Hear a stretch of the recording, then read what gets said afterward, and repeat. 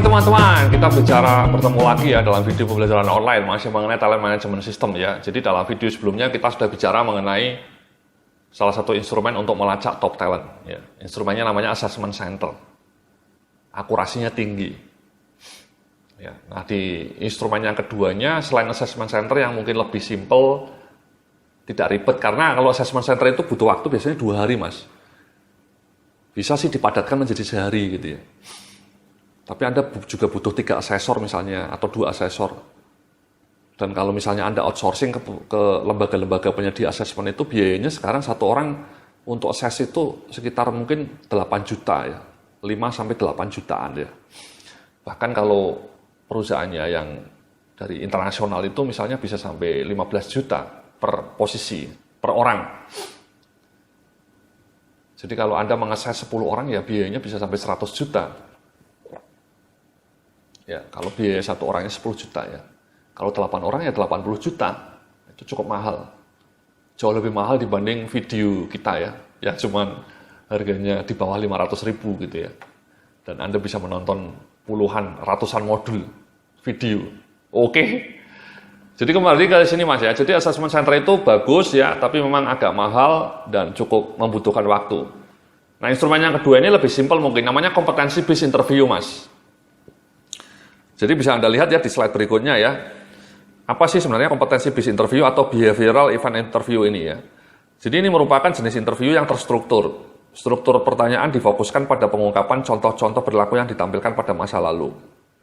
Proses interview ditujukan untuk mengungkapkan secara detail dan spesifik contoh perilaku di masa lalu. Didesain berdasarkan pada premis past behavior predict future behavior. Candidate are most likely to repeat these behaviors in similar situations in the future. Jadi ini mas ya, behavioral event interview itu terstruktur ya. Jadi pertanyaan-pertanyaannya itu baku dan selalu diarahkan pada kejadian masa silam, pengalaman masa lalu. Dan menurut riset ilmiah, teknik interview ini yang paling ampuh mas, paling akurasinya paling tinggi. Dibanding interview-interview yang ngawur itu ya. Yang misalnya pertanyaannya, sebutkan kelemahan dan kekurangan Anda gitu ya. Apa keinginan Anda untuk menjadi manajer gitu, itu useless ya. Kelemahan, kekuatan, itu sering dalam job interview ditanyakan, apa kekuatan dan kelemahan Anda itu useless. Bullshit questions, kalau kata penelitinya, itu nggak ada maknanya. Jadi menurut riset ternyata ketika Anda mau interview, dengan akurat itu Anda harus melacak masa lalu kandidat. Masa lalu 3 bulan yang lalu, 6 bulan, atau bahkan 12 bulan yang lalu. Karena terbukti past behavior predict future behavior. Makanya ada residivis mas ya. Residivis itu kan penjahat kambuhan. Karena memang kalau sudah dulunya jadi penjahat biasanya dia akan kambuh. Ya, kambuhan. Jadi makanya pertanyaan-pertanyaan dalam kompetensi based interview ini selalu diarahkan pada kejadian masa lalu. Nah tekniknya dengan menggunakan ini mas di slide berikutnya Anda bisa lihat ya. Jadi pendekatannya STAR mas, ya, S-T-A-R, ya, singkatannya what was the situation in which you were involved, what was the task you needed to accomplish, what action did you take, dan what result did you achieve. Jadi intinya adalah ketika Anda mengajukan pertanyaan, Anda selalu konteksnya seperti ini ya. Anda misalnya menanyakan mengenai kemampuan dia untuk leadership ya. Pertanyaannya seperti ini, tolong ceritakan pengalaman Anda sebagai seorang ketua tim misalnya, atau ketua panitia. Jadi bukan harus menjadi manajer sih ya. Ketua tim, ketua project, atau ketua panitia. Kalau dia tidak pernah menjadi ketua apapun ya, kita coba gali dengan pertanyaan lain ya. Misalnya dalam kompetensi lain ya, misalnya ketika misalnya kita bicara mengenai kompetensi planning gitu ya, and organizing ya, kita tanya kasus di mana dia pernah menjadi seorang karyawan atau menjadi seorang sarjana dulu ya, ikut ketika kegiatan kampus atau dulu ketika menyusun skripsi. Kalau dia misalnya fresh, bagaimana cara dia memplanning pekerjaannya? Misalnya bagaimana dia memplanning menyusun skripsinya? Bagaimana Anda memplanning pekerjaan Anda? Ya, jadi pertanyaannya selalu apa situasinya? Oh situasinya saat itu saya sedang menyusun skripsi Pak. Apa tugasmu yang menulis ini ya, bab-bab skripsi? Kemudian apa yang Anda lakukan? What action did you take? Jadi selalu past time. What did you do? What did you do? Apa yang Anda lakukan saat itu? Bagaimana Anda mengelola tugas Anda? Bagaimana Anda menyusun skripsi Anda? Bagaimana Anda mengendalikan waktu Anda? Bagaimana Anda mengumpulkan bahan? Dan kemudian apa hasilnya? Sama kalau misalnya Anda tadi seorang ketua tim ya, ceritakan apa situasinya. Ya saya sebagai seorang ketua tim Pak misalnya. Apa tugasnya saat itu? Saya sebagai seorang ketua tim untuk penerapan manajemen SDM berbasis kompetensi misalnya. Tugasnya melakukan sosialisasi, menyusun programnya, dan mengimplementasikan manajemen SDM berbasis kompetensi. And then what did you do? Apa yang Anda lakukan sebagai seorang ketua tim? Bagaimana Anda mengendalikan rapat? Bagaimana Anda mendelegasikan tugas? Bagaimana Anda memerintahkan anak buah Anda? Bagaimana Anda memotivasi anak buah Anda? Bagaimana Anda merencanakan tugas-tugas anak buah Anda? Bagaimana Anda melakukan monitoring? Itu ditanya semua, Mas. Dan kemudian apa hasilnya? Apa hasilnya? What is the result? Jadi itu, Mas, ya, selalu fokus pada masa lalu pengalaman Anda. Nah, contoh detail termasuk pertanyaan-pertanyaannya bisa Anda lihat dalam modul video saya yang judulnya namanya Assessment Center ya. Di situ saya bicara panjang lebar mengenai kompetensi bis interview. Ya. Di dalam modul yang kompetensi bis HR Management, Anda juga akan dapat contoh-contohnya ya. Contoh-contoh pertanyaan mengenai kompetensi bis interview ini. Bisa Anda lihat juga di dalam paket ini ya.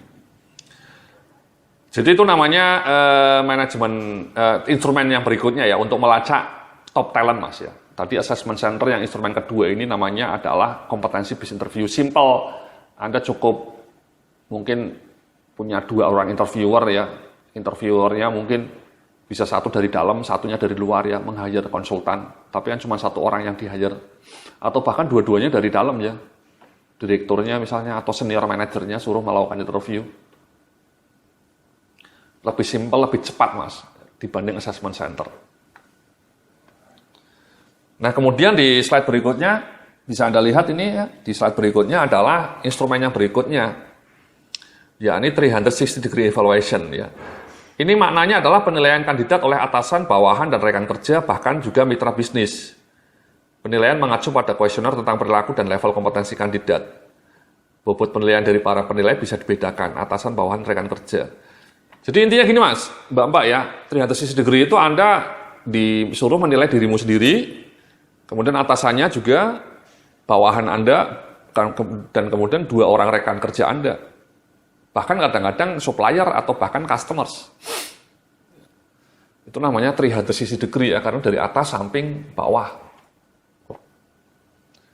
Pertanyaan sama, ya, semua orang dikasih pertanyaan sama, misalnya disuruh menilai kompetensi Anda dalam hal problem solving, dalam hal kerjasama tim, ya. Atasan Anda ngasih nilai Anda berapa, misalnya dari skala 1 sampai 5, atasan Anda ngasih nilai 3, bawahan Anda ngasih nilai 2, rekan kerja Anda misalnya ngasih nilai 3.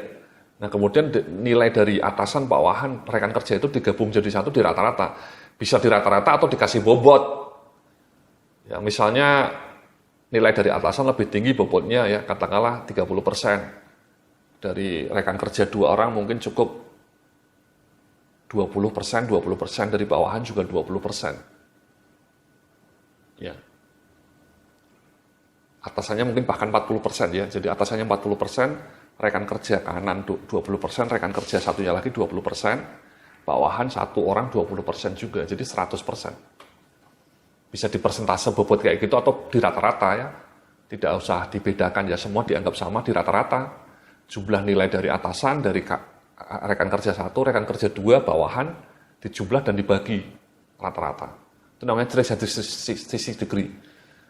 Asumsinya adalah dengan penilaian dari multi sources tadi ya, tidak hanya dari atasan, juga bawahan, juga rekan kerja, menjadi lebih objektif, menjadi lebih komprehensif nilainya. Kadang-kadang kalau dari atasan saja kan mungkin dia subjektif gitu ya. Judgement-nya kurang pas, kurang tajam. Tapi kalau bawahan Anda mungkin tahu sisi lain dari Anda gitu ya. Rekan kerja Anda juga lebih tahu siapa diri Anda sebenarnya gitu ya. Apakah calon talent yang hebat atau calon begundal gitu ya, Mas ya. Begundal ya, yang abal-abal. Jadi itu instrumen yang terakhir Mas untuk melacak top talent ya. Jadi kita sudah bicara mengenai assessment center, kita sudah bicara mengenai kompetensi based interview, kita juga baru saja sudah bicara mengenai 360 degree. Dan juga sebelumnya kita bicara mengenai metode performance appraisal berbasis KPI gitu ya. Atau juga dari karir histori karyawan gitu ya.